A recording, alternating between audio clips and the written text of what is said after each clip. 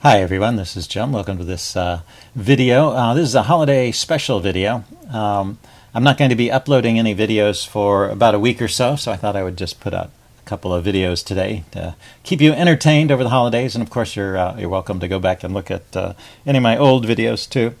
So these two videos are some Blitz games that I played recently. I call them Blitz miniatures because they were played. Because they lasted less than 25 moves, which is the definition of a miniature, and I thought they were kind of cute games. So, and they were played at a fast time control, 5 minutes, with a 3-second increment. So the first game, I have white here. Kick off with e4. My opponent plays c6. I play d4, d5, the Caro-Kann defense, and I play e5, the advanced variation of the Caro-Kann.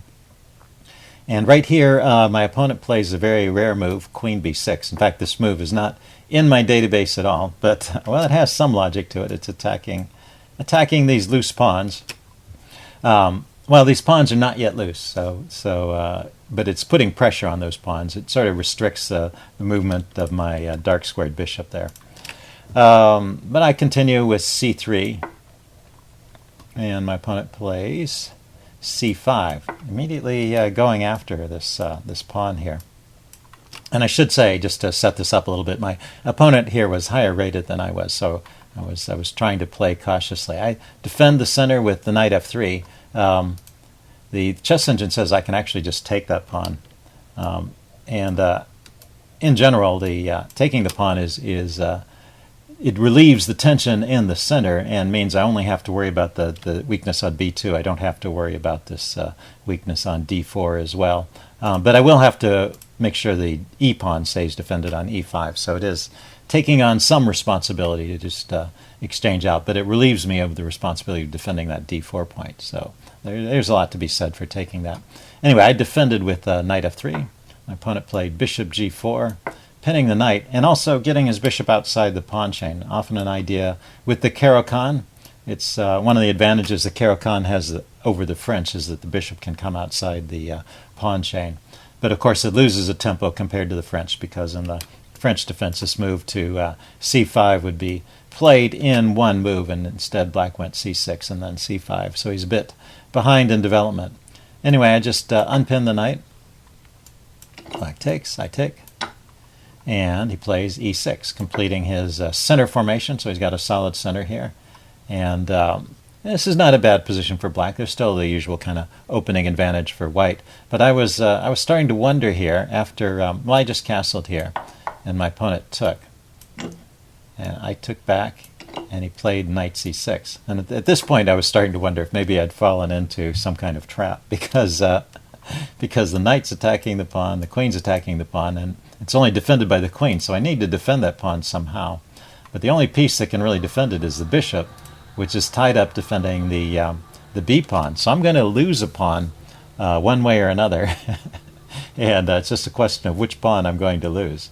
So yeah, I was already wondering, am I falling into some opening trap? Anyway, I decided to keep the d-pawn rather, the center pawn, which I think is a good decision. He takes here, and now he's hitting my rook.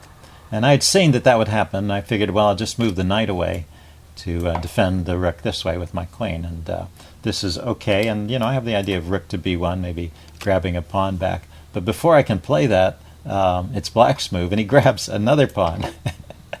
And so now he's 2 pawns up. Knight here, queen here have grabbed pawns. And so anyway, this is an interesting position. I was somewhat nervous. Like I said, I was playing a stronger player, and I'm down 2 pawns, and I'm already wondering, have I made some horrible mistake? But it doesn't seem like I've made a mistake. All my moves seem kind of logical. So maybe this is a good position for you to think about. Why don't you try and assess this position and see if you can decide who is better here.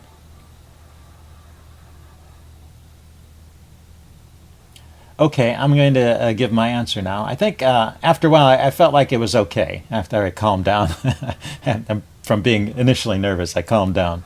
And so my assessment was, even though I'm down 2 whole pawns, look, I've castled, I've got all my minor pieces developed, my rooks are ready to come into the game, and I have these open files. Whereas black's king is still in the center, his king side is completely undeveloped, and he probably doesn't want to castle queenside here into those open lines. So I thought this should at least be okay, compensation for the 2 pawns. The chess engine actually thinks white's just winning here.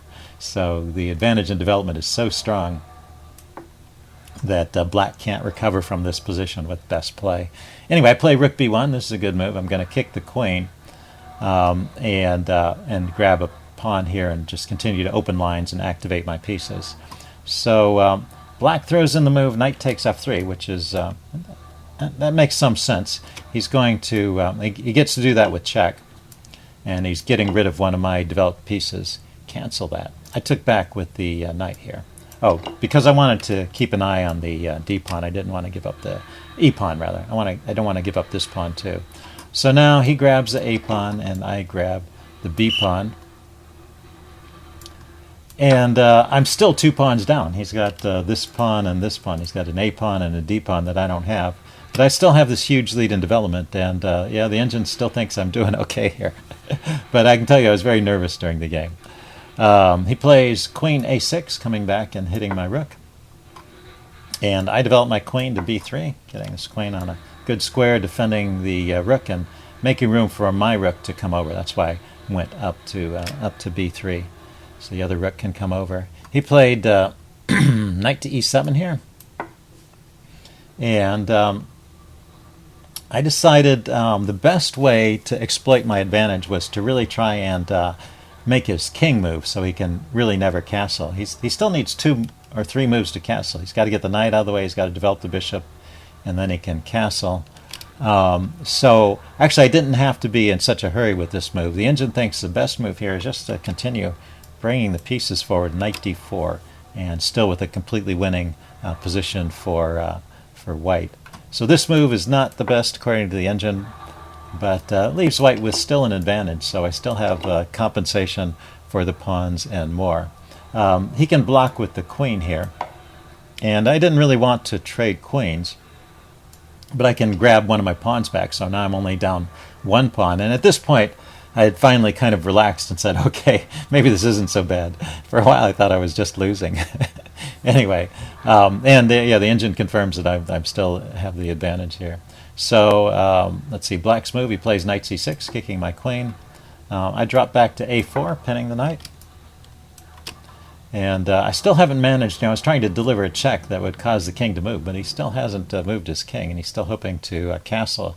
Plays the move bishop to e7, so he's just 1 move away from castling. But now I can continue with exploiting the pin. Notice the knight is already pinned in one direction against the king. I pin it another direction, and now it's doubly attacked and only defended once, and it can't move at all. So his only move to defend it is king d7. Other than that, he'll just be down a pawn. And now I can pile on because that knight is still pinned. Now I play knight d4. And he plays bishop to c5, kind of a tricky move here, seeing if he can interfere with the pins and attack my knight. Now I could just take that bishop. I didn't see that somehow in the game. I took the knight instead.